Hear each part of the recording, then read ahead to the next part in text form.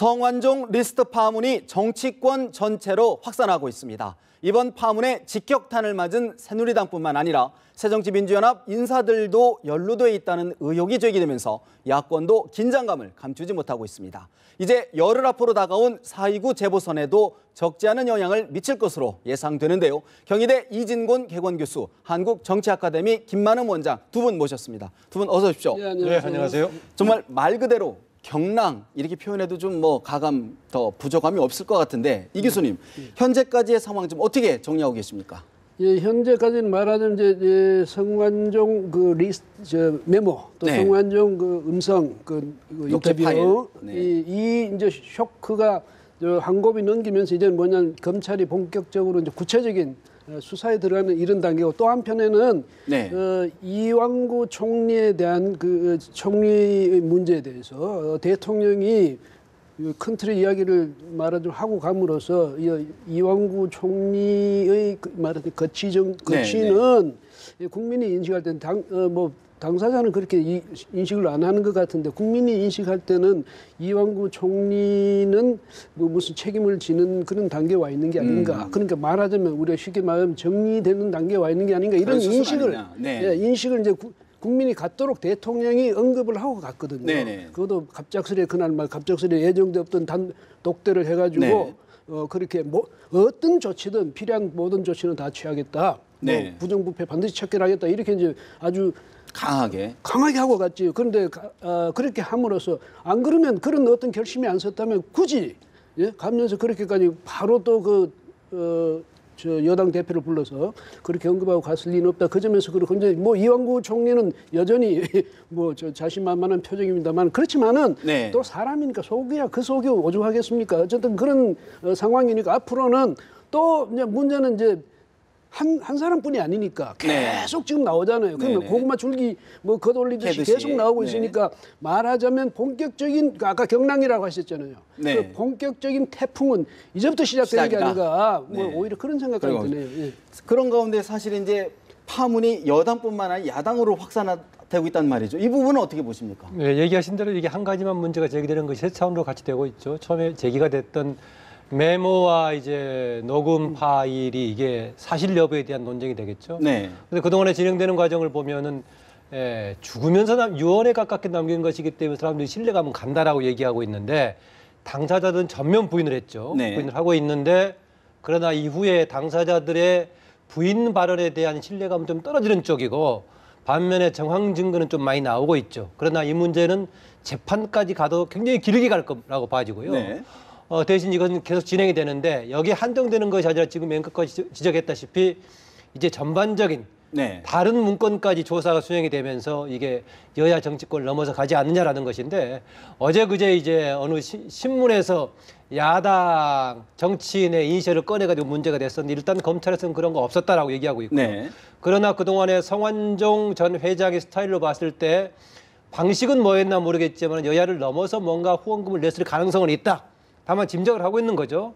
지금 몇 억처럼 준 것이 아니라 출판 기념에 줬다든가 아니면 합법적인 수준에서 후원금을 냈다든가 이건 가능성이 있어 보이긴 합니다. 이 문제가 하나 있고 그다음에 가장 큰 것이 이게 지금 총리를 비롯한 박근혜 정부의 주요 인사들이 걸려있기 때문에 이것은 향후 전국 수습에 굉장히 중요한 문제가 되죠. 이미 지금 총리 어떻게 할 것인가 결론을 내리지 못한 가운데 사실상 결론을 내렸지만은 당장 거취 표명을 하지 않는 가운데 진행이 되고 있고요. 이게 정리가 된다고 하더라도 이후에 과연 박근혜 정부 어떻게 이끌어갈 것인가 굉장히 지금 어려운 과제를 남겨놓고 있다고 봅니다. 그렇군요. 그런 가운데 사실 지금 이제 박근혜 대통령이 중남미 4개국 순방 중에 있습니다. 그런 가운데 아까 이 교수님께서 말씀 주셨던 것처럼 가시기 전에 김무성 새누리당 대표와 단독 회동을 했단 말이죠. 이 교수님 그 자리에서 어떤 부분이 가장 이해가 됐을까요? 그러니까 우선 대통령이 그 장기 외유를 하면서 이렇게 부풀어오른 이 문제에 대해서 아무 언급도 없이 가버린다면 국민들이 굉장히 대통령에 대해서 실망을 할 것 아니겠습니까? 그러니까 책임을 분명히 하고 간다는 그런 의미가 있었을 것이고 또 하나는 이제 당면한 입법 과제들이 그렇죠. 이 공무원연금 계획이라든지 이런 문제가 또 민생 취업 문제라든지 이런 모든 문제들이 일자리 창출 이런 것들이 지금 이제 국회에 계류되고 묶여 있으니까 이 소동 속에서 하면 이것도 계속 묶여갈 테니까 대통령으로서는 아주 절박한 과제거든. 근데 그것을 저 국회 그 여당한테 그것을 좀 부탁하려면 어떻게 되겠습니까? 정부로서 해야 될 일은 반드시 하는 걸 보여줘야 되거든. 그러니까 여러분, 그러니까 여당이든 야당이든 국회의원 여러분, 나는 내 최선을 다해서 어떤 조치든 취하겠습니다. 그다음에 부패가 있었던 건 반드시 내 뿌리 뽑을 테니까 그 점은 나한테 맡겨주고 여러분 이것 좀 해주십시오 하는 의미가 있을 거고.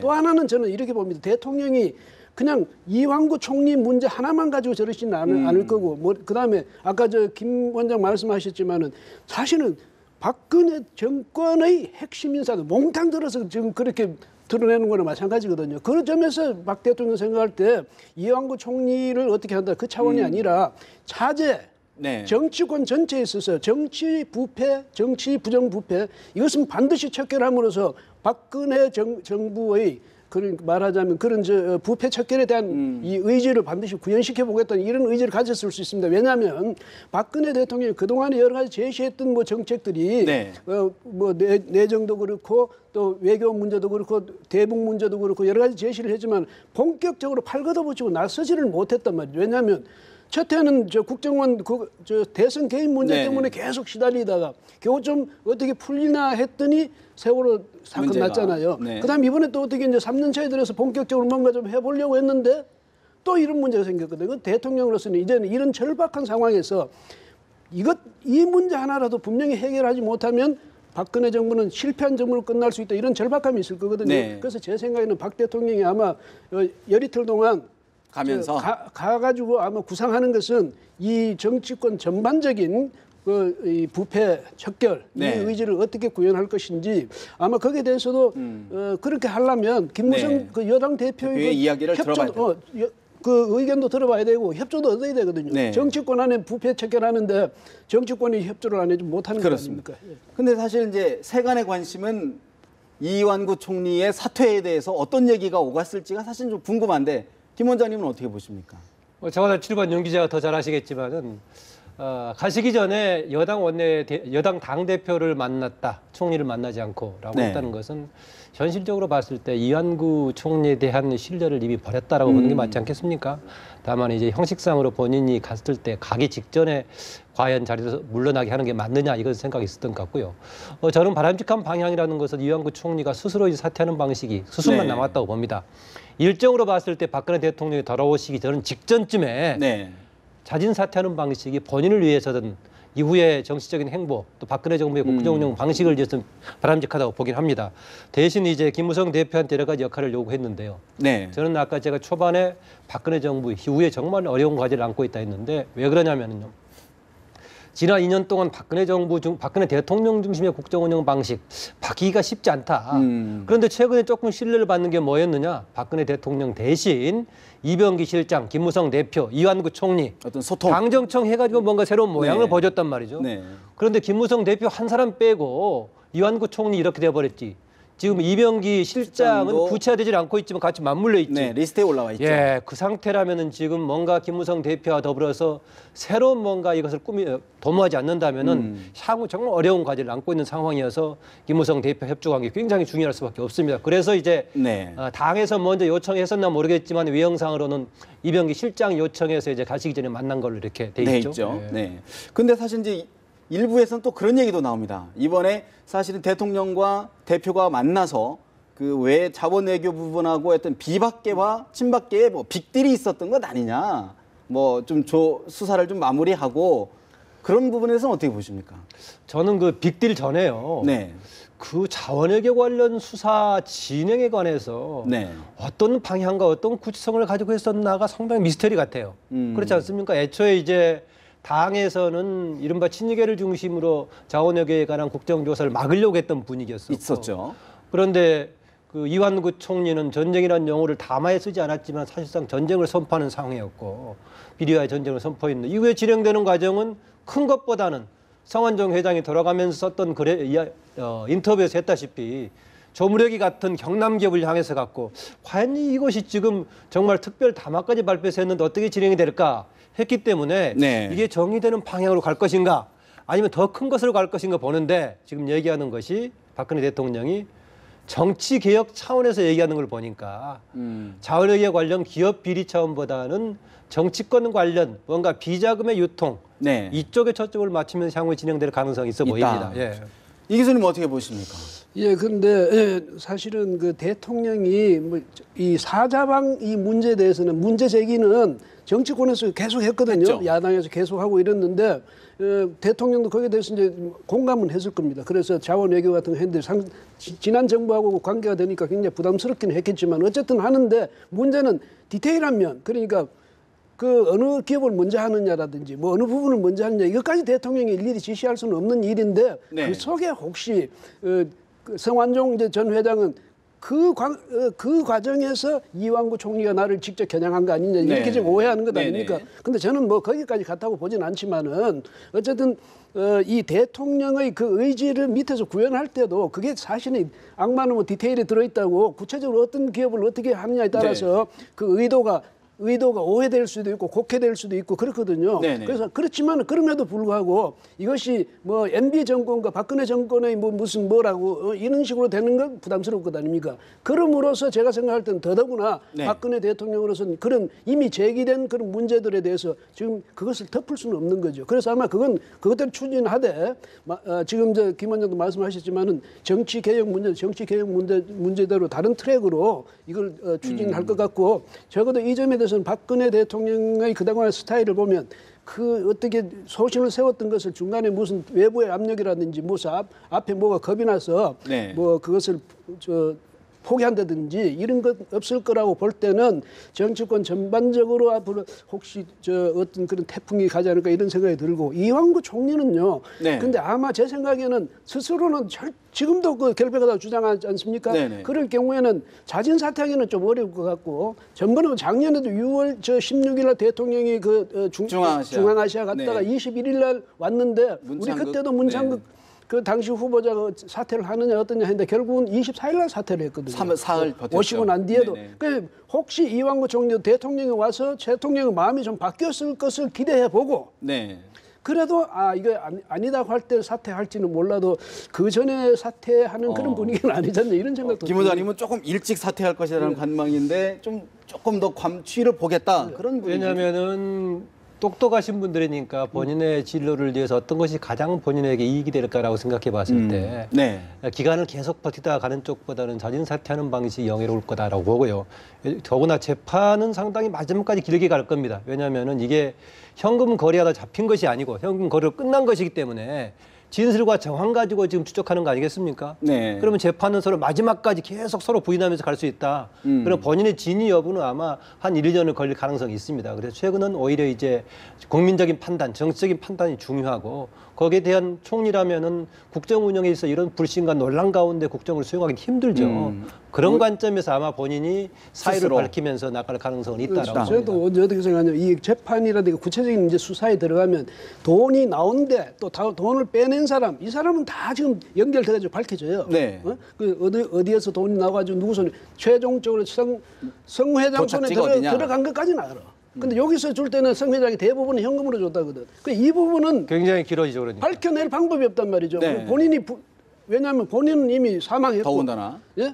그다음에 받았다는 줬다는 그러니까 그 대상자 그러니까 네. 받은 이를테면 받았다고 일컬어지는 사람들은 다 아니라고 부인하잖아요. 네. 그러니까 이게 검찰이 아무리 해도 이게 밝혀내기는 어려울 것 같고 그래서 국민적인 이런 논란의 그 사건은 되지만은 네. 이것이 언제 나중에 깔끔하게 무슨 사법 처리가 될 사항이 되기는 어려울 것 같고 네. 예, 그 점에서는 이제 뭐 그렇지만 이제 대신에 굉장히 오래 끌겠죠. 그다음에 이완구 총리의 경우는 아까 이제 머리가 똑똑하고 그런 거 네. 맞아요. 근데 그래서 그런 분들이 이성적으로 생각하고 합리적으로 생각해서 나는 깨끗하지만 그래도 대통령 부담도 덜어주고 내 위해서. 이름도 지키기 위해서 사퇴하자 이렇게 될 수도 있지만 또 그런 분들이 자기의 정당성을 너무 믿어가지고 너무 억울하고 하니까 자신도 네. 그래서 나는 도저히 그렇게 이걸 수긍을 못하겠다. 또 납득을 못하겠지 않습니까? 지금 목숨을. 예, 그렇게 할 수도 있거든요. 네. 예, 그런 점에서 또 저 이완구 총리의 경우 보니까 너무 또 극단적으로 말씀을 하시더라고요. 네, 네. 그래서 그분도 지금 사실은 저 지병도 있다지 않습니까? 네, 혈액암을 저는 그게 있었죠. 걱정이에요. 네. 오히려 저분이 스트레스가 오면 다시 그래서 오히려 제 생각에는 자기를 잘 다스리시고 네. 사실은 뭐 총리도 좋고 뭐도 좋지만 세상에 자기 저 건강 목숨보다 더 중요한 게 뭐가 있습니까? 그래서 그런 면에서 저는 차분히 좀 한번 스스로 돌아보는 계기가 됐으면 좋겠네요. 참고로 이렇게 현장에 현행범 비슷하게 정치 자금이 걸리지 않고 진술과 정황으로 그동안에 이제 기소가 됐던 경우는 유무죄가 계속 왔다 갔다 했거든요. 네네. 구체적으로 사례를 들긴 좀 그렇습니다만 이름이 걸려있기 때문에 그동안의 과정을 보면은 줬다는 사람의 진술과 거기에 관련된 나머지 정황을 이제 증거로 판단해가지고 재판했던 경우는 유죄를 받았다, 무죄를 받았다, 뒤엎어지고 이래 왔다 갔다 하는 과정이 있기 때문에 이번의 경우도 이미 줬다는 사적으로 현금을 가지고 줬었기 때문에 재판 과정이 지루하게 전개되면서 서로의 자기 입장을 주장할 가능성이 있죠. 사실 그렇죠. 이번 싸움 자체가 망자와의 재판 아니겠습니까? 네. 망자와의 재판이기 때문에 법적으로는 사실은 굉장히 힘들 것이다. 하지만 정치적인 재판이 되지 않겠느냐 이런 여론이 많거든요. 정치적인 재판도 의미는 있습니다. 왜냐하면 우리가 이제 사법적인 재판은 아까도 말씀드렸지만 그래서 직접적으로 그 사람을 사법적으로 징벌을 가할 수 있느냐 없느냐 이 문제하고 별개로 네. 만약에 이것이 그래도 어떤 신뢰성 있는 그런 망자의 어떤 신뢰성 있는 그런 고백이었다든지 네. 아니면 그런 폭로였다든지 아니면 그런 고발이었다든지 이것이 국민적인 정서 속에 네. 저게 진실일 수 있다 이래 되면 그것은 그 자체로 이미 정치적 재판이 이루어진 거 아니겠습니까? 그렇죠. 네. 왜냐하면 그 대상이 됐던 분들은 앞으로 정치 생활에 있어서 정치 생활을 찾기가, 포기해야 네. 되거나 아니면 하더라도 이제 타격을 입는 거죠. 타격을 엄청 수술하게 입는데 문제는 그거죠. 그런데 지금 저는 참 문제가 뭐냐면 이 시대에 와서 21세기 아닙니까? 이 시대에 와서 우리가 민주화됐다는 데가 벌써 언제입니까? 그런데 이런 시대에 와서까지 바로 문제가. 이런 문제를 가지고 다른 사람들도 아니고 정권의 핵심이라는 사람들이 이렇게 되는 것 그것도 문제고 옛날에 사공명 주생중달이라는 말이 있어요. 죽은 공명이 산 중달을 이긴다. 도망가게 했다는 네네. 거는 마찬가지로 지금 망자가 남긴 그 메모, 그 음성 이것 때문에 살아있는 수많은 정치인들이 다 벌벌 떨고 있다면 이건 참 정말로 기가 막힐 일이고 창피한 노릇 아니겠습니까? 네. 예. 돌아가면서 남긴 것이기 때문에 이중성이 있습니다. 뭐냐면은 거의 유언에 가깝게 보기 때문에 사람들이 상당히 신뢰성을 높이는 그런 사람이 되고요. 특별히 신뢰하다. 네, 그게 하나 있겠고 이제 네. 대신 이제 더 추가적인 주장을 할 수 없기 때문에 돌아가시고 한계가 없기 있죠. 때문에 관계가 있고 그래서 네. 이게 사건이 이중성이 같이 있습니다. 근데 돌아가신 분이 더 남길 게 없다고 했는데요. 네. 성완종 회장도 그렇지만 누구나 돈 어렵게 번 사람들은요. 돈 쓸 때 단 1원 한 푼을 쓰더라도 반드시 그쵸. 뭔가 증거는 남깁니다. 자수성가하니까. 그래서 지금까지 나온 자료가 검찰이 얼마나 확보했는지는 모르지만은 앞으로도 어쩌면 더 분명한 증거를 더 많이 확보할 수 있는 여지는 있죠. 있다. 되게 성완종 전 회장 스타일로 봐서 그럴 가능성이 예, 있다고 있다. 주변 사람들은 얘기하고 있죠. 사실 근데 우리 이 교수님이나 김 원장님이나 이 정국에 대해서 굉장히 여야를 떠나서 좀 우려하고 있는 시각인데 하나 좀 짚고 넘어야 될 게 좀 대통령의 현실 인식이 좀 아니한 것 아니냐. 예를 들어서 이거를 결국은 이제 최종 책임은 본인과도 연관이 돼 있는데 이걸 너무 좀 정치 개혁 차원 예. 그런 부분에 대해서 좀 어떻게 보십니까? 바로 그 문제입니다. 저는 당장 이 문제가 대통령의 본인을 제외한 나머지 실세 주요 인물들하고 관련된 사람들이기 때문에 이것을 핵심으로 지적을 해야 되는데 정치 개혁의 뿌리부터 해결하겠다라고 얘기하면 사실상 해결이 쉽지 않고 네. 흔히 야당이 이야기하는 물타기식으로 모든 걸 건드리도 아무것도 하지 못하는 이런 상황이 생깁니다. 특히 이런 정치개혁 관련이 이제 힘을 받고 현실성을 가지려면 힘을 가진 사람이 자기의 뭔가 뭘 자르는 그 점에서는 이번에 주변 사람들의 측근의 문제를 확실하게 해결하겠다. 이것을 먼저 던졌을 때 가능할 것이다라고 봅니다. 그래서 이것을 일반적으로 그냥 정치개혁 2차원으로 얘기하면은 흔히 박근혜 대통령을 두고 이야기하는 또 유체이탈 합법 네. 비슷하게 나오고 있죠. 왜냐하면 네. 당장 관련된 것이 박근혜 대통령이 돈 받은 것을 아는 주장은 아니지만은 주변의 참모들, 측근들이 받은 것이니까 이 문제에 직접적으로 책임지는 자세를 보이면 산다면은 국민들이 좀 믿음을 가질 수 있을 거라고 봅니다. 그래도 저도 볼 때 지금 뭐냐면 사실 그런데 대통령은 오히려 네. 거꾸로 어떤 조치든 수용하겠다. 다 하겠다. 그다음에 특검이든 뭐든 받겠다. 받을 이유가 없지 않냐. 이거는 네. 일단 오시면 아무리 자신의 측근이라도 그 잘못한 게 드러나면 그 사정 봐주지 않고 다 그대로 법대로 또 그렇게 국민이 원하는 바대로 그렇게 처리하겠다는 분명한 의지를 했거든요. 그래서 아마 저분이 오시면 그 뭐 이완구 총리든 누구든 측근이든 누구든 만약에 그 사람들이 정말로 그 국민들이나 또 저 검찰이나 이런 데서 저 검찰 정보 다 받지 않았겠습니까? 이미 받았고 어떤 적어도 이분에 대해서는 이런 자료까지 있습니다 하는 정도는 받았을 거예요. 그런 사람들을 대통령이 끌어안으면서는 절대로 정치 개혁이 안 된다는 것도 뼈저리게 깨닫고 있을 것이고 그래서 이번 참에 국민적인 신뢰를 회복하지 못하면 박근혜 정부는 정말 이것으로서 이제 완전히 레인덕에 빠진다는 걸 스스로 잘 알기 때문에 이번에 확실하게 무슨 뭔가 참마속에 어떤 칼을 뺏을 것이다. 저는 그렇게 생각합니다. 한두 가지 말씀드리고 싶은데요. 하나는 아까 현실감 얘기하셨는데 2007년 그 경선 과정에서의 경선 비용이 부족하니까 김무성 현 대표가 당시에 그랬다는 거 아닙니까? 후보님 삼성동 집을 팔고 신당동 집으로 이사하시면 그 차액 가지고 경선 자금 치를 수 있습니다. 신당동으로 이사 가면은 박정희 전 대통령이 살던 것이고 돼서 이미지도 좋아질 겁니다. 라는 얘기하니까 당시 박근혜 의원, 박근혜 후보가 했던 얘기가 뭔지 아시죠? 누가 돈 쓰라고 했느냐. 밑에 조직 운영하는데 실비 차원에서 돈이 들어가는 건 당연한 얘기인데 박근혜 대통령 돈 쓰지 말고 해라라면은 사람들은 어떻게든가 본인의 주머니 돈이든 다른 데 끌어와든 운영에 가는 거 아니겠습니까? 쌀 떨어지면 빵 먹으라는 얘기는. 그런 얘기는 마찬가지여서 박근혜 대통령 현실감은 조금 스스로 한번 돌아볼 필요가 있는 문제고 이번에 그 중남미 방문 이제 돌아오신 다음에 문제가 결정나는 거 아니겠습니까?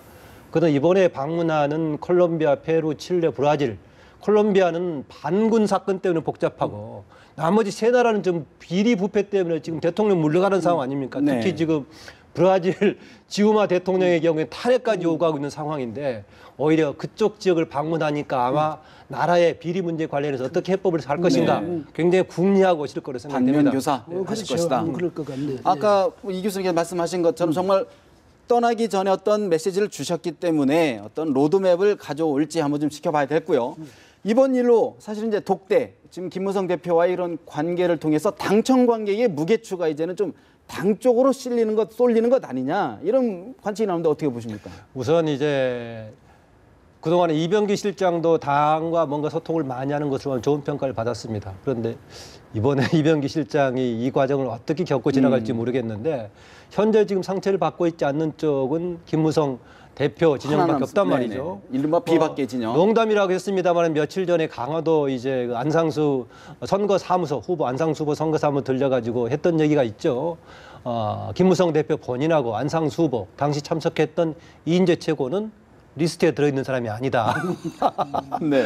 거기에 따라서는 이제 리스트에 들어있는 사람들의 문제를 기정사실화하는 발언이기도 한데 현실적으로 봤을 때 지금 가장 바람직하고 현실적으로 가능한 것은 김무성 대표하고 유승민 원내대표를 중심으로 지금 집권여당이 가는 걸 빼놓고는 지금 쉽지가 않죠. 뭐 최근에 박근혜 대통령의 행보와 관련된 것을 보셔서 알겠지만은 청와대 참모들이 지금 뒷받침하는 것도 바람직하지 않고 그런 상황입니다. 그래서 김무성 대표와 유승민 대표를 중심으로 끌어가는데 만약에 다른 시기였다면은요. 이게 거국 내각 같은 것도 생각해 볼 수가 있는데 바로 지금 이제 총선 체제로 가서 여야가 대결 구도로 가는데 현실성이 좀 없어 보여요. 그래서 그렇습니다. 불가피하게 지금 이제 당 중심으로 갈 수밖에 없을 거다 그렇게 봅니다. 그런데 종전에는 청와대가 이끌어가는 가고 정부는 그냥 뒤에 따라가고 그 당은 받침을 해주는 거, 뒷받침을. 당은 좀 옆으로 이렇게 밀려 있고 이런 구도가 됐었거든요. 그래서 박 대통령 보고 소통이 안 된다, 당정 간에도 이제 소통도 안 되고 이런다고 그때 굉장히 이제 비판이 많았는데 그 이후에 이제 만약 저 비서실장도 바뀌고 해서 당정 근데 김무성 대표는 그 청와대 초청도 못 받아보고 뭐 이를테면 친박계만 초청받아보고 이런 상황까지 갔었거든요. 근데 이제 워낙 국민들도 걱정하고 하니까 당정청 간에 이제 어떻게 이 조율하고 또 이병기 실장이 가서 뭔가 좀 아까 김 원장 말씀하신 대로 좀 되는 것 같다가 지금 청와대하고 정부가 확 둘러 빠져버렸단 말이지. 이병기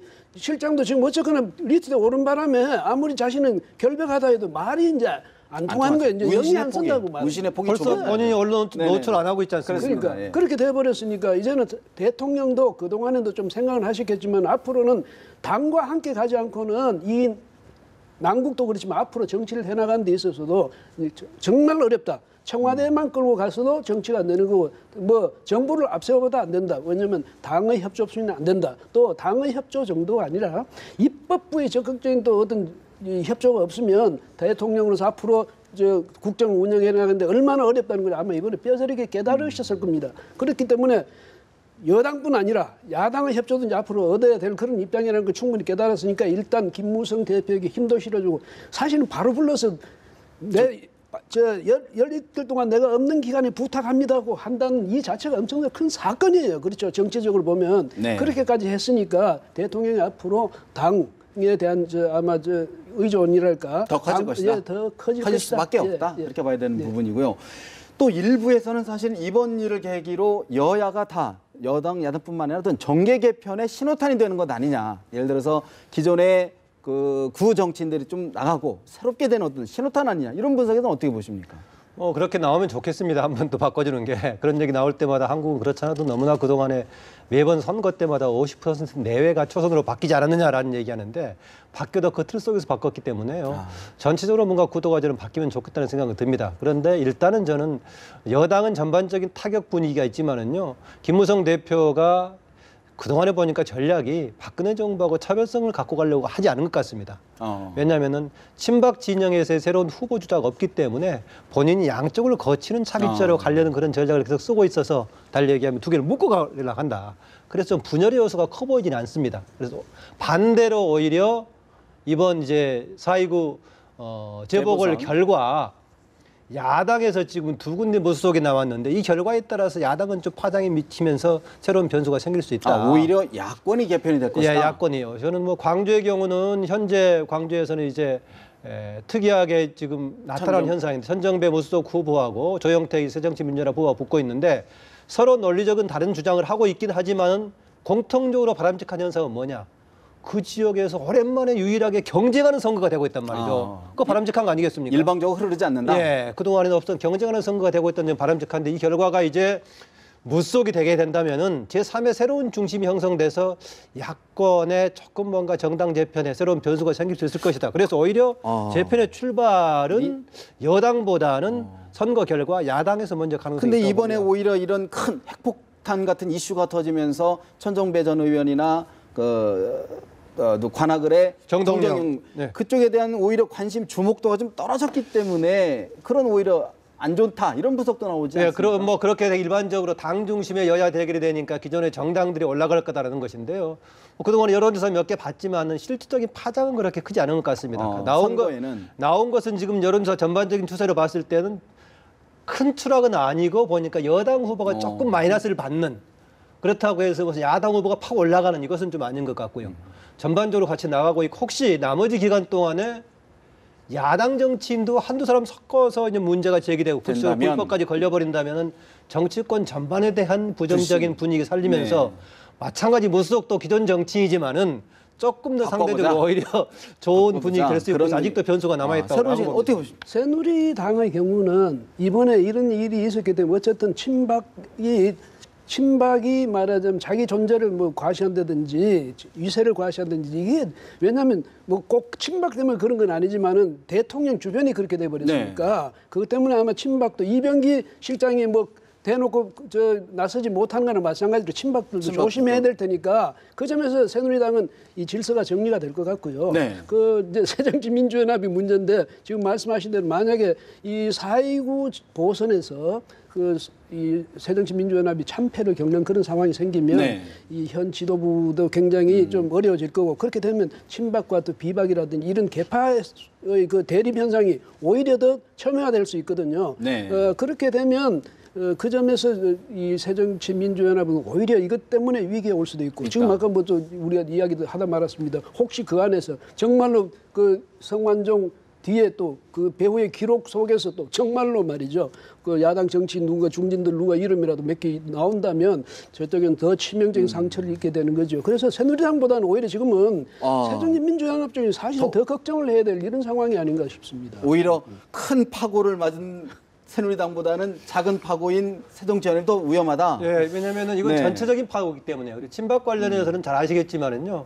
우리가 친박의 실센이 좀 알려진 활동하는 사람 중에 이번에 3사람만 지금 거론이 안 된 상황 아닙니까? 얘기 안 해도 알겠지만 누구 3사람만 거론이 안 되고 나머지는 지방자치단체장까지 포함해서 거론이 돼가지고 지적하신 대로 앞으로 좀 힘을 쓰기가 어려운 상황입니다.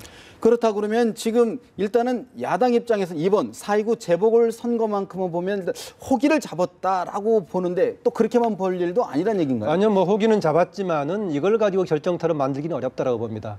어차피 지금 재보궐선거는 가장 기본적인 구도가 후보 전략 아니었겠습니까? 그 후보 전략에서는 야당은 표가 분산되고 지금 무소속이 나와가지고 공격을 하고 있는 추세니까 선거 국면 자체는 바람직하지 않았다라는 것인데 이 사건이 터지면서 전체적인 배경은 당연히 집권 여당의 손해죠. 마이너스가 요인이 되는데 이것을 과연 얼마나 뚫고 나갈 것인가 그 지역인데요. 이게 이제 이 부분이 이제 나중에 진행되는 과정 속에서 야당까지 같이 엮여버린다면은 공통에 대한 흙탕물이 되면서 상대적으로 무소속이 조금 이익은 볼 수 있다 이런 정도죠. 총선 같으면, 네. 총선 같으면 이런 이야말로 핵폭탄이었으니까 그 전체 바람이. 이당과 바람이 뭐 완전히 이쪽으로 휩쓸린다든가 그렇게 되겠지만 이게 보선 아닙니까? 네. 그래서 아마 제가 이것이 그 선거 현장에 미치는 영향은 또 투표율이 뭐 그렇게 높아질 것도 아니고 또 거기 국민들이 지역 문제가 더 지금 그 관심이 있지 이런 전국적인 문제까지 관심이 있을 것이고 이렇게 본다면 이 새정치민주연합이 무언가 크게 기대할 만한 그런 변화는 아니다. 뭐 오지 않을 그런데 수 이건 좀 변수가 될 겁니다. 박근혜 대통령이 귀국해서 어떤 조치를 할 것인가. 그런데 만약에 박근혜 대통령이 기존의 국민들이 조금 싫어했던 그 모습을 반복해서 보여준다면 이미 이것은 조금 예상 가능한 그런 거를 보여준다면 조치를 좀 문제가 좀 클 거라고 좀 보고요. 지금 이제 오히려 특검 관련해서는 사람들이 이번 재보궐선거보다는 장기적인 전략으로 좀 해석하는 사람도 나오고 있죠. 저는 야당이 특검에 대해 소극적인 쪽은 상설특검법으로 가지 않고 하려고 했을 경우에는 이것에 한정된 새로운 특별법을 만들어서 특검하는 쪽으로 가는 것이기 때문에 서두르지 않고 있다고 보는데 언론에서는 재미있게 해석하려고 특검을 길게 끌고 가서 내년 총선에까지 쟁점을 시켜서 이득을 벌려는 전략 아니냐 그러는데 뭐 그것도 노릴 수 있겠지만 현실적으로는 가능하지 않을 것이다. 어차피 특검으로 갈 거니까 특검으로 갈 때는 현행 상설특검법보다는 조금 더 중립성을 담보할 수 있는 특별법을 정해서 하는 쪽으로 하려고 야당은 그런 자세 같습니다. 이 기자님, 그럼 앞으로 좀 해법, 박 대통령이 돌아오신 해법 한마디 좀 정리 좀 해주시죠. 대통령께서는 우선 오셔가지고 지금까지 보고를 받은 게 있을 테니까 그 주변을 확실히 정리하시고 그러니까 뭐 어느 쪽이든 이게 정리해가지고 국민이 뭘 원하는지 거기에 따라서 또 정리를 분명히 하심으로써 단호한 그런 쇄신의 의지를 보여주시고 그다음에 이제 앞으로 정치 쇄신을 어떻게 나갈 것인지에 대해서 구상을 그것도 분명한 어조로 그렇게 하면서 또 하나 중요한 건 대통령 하면 의지가 있어도 뒤에서 그걸 실행해줄 힘 있는 사람들 뒤에 안 받쳐주면 못하거든요. 네. 그 점에서 정말 그 대통령이 같이 뭐 김무성 대표를 이번에 했지만은 그렇게 해서 이 참모 그러니까 정치적인 말하자면 참모라든 또 정치적인 조력자를 또 어떻게 구해서 어떻게 갈 것인지 그 점에 대해서도 국민들이 예측 가능한 그런 모습을 좀 보여주시면 좋을 것 같습니다. 알겠습니다. 두 분 말씀 여기까지 듣겠습니다. 지금까지 경희대 이진권 교훈교수, 한국정치아카데미 김만흠 원장 두 분이었습니다. 고맙습니다. 고맙습니다.